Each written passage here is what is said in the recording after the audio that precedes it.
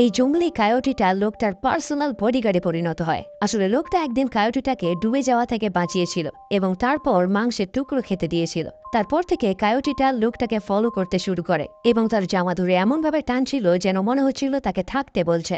এই জন্য লোকটা কায়োটিটাকে বাড়িতে নিয়ে আসে আর সাথে সাথে টায়ার্ড কায়োটিটা সোফাতেই ঘুমিয়ে পড়ে।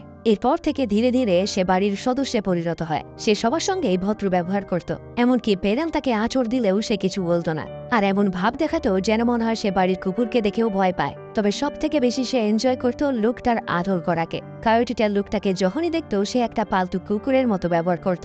লোকটা মাঝে মধ্যে কায়োটিটাকে ফাঁকা জায়গায় দৌড়ানোর জন্য নিয়ে যেত, তার সাথে বাড়ির পাশের পুকুরে সাঁতারও কাটতে যেত সে। সবকিছু ঠিক ছিল, কিন্তু যখন লোকটার একটা বন্ধু তার বাড়িতে দেখা করতে আসে তখন সে তার মালিককে প্রোটেক্ট করার জন্য আবার একটা জঙ্গলি রূপ ধারণ করে। দেখে মনে হচ্ছিল সে তার পার্সোনাল বডিগার্ড, তবে তা সত্ত্বেও সে কোনোদিন কাউকে কামড় দেয়নি।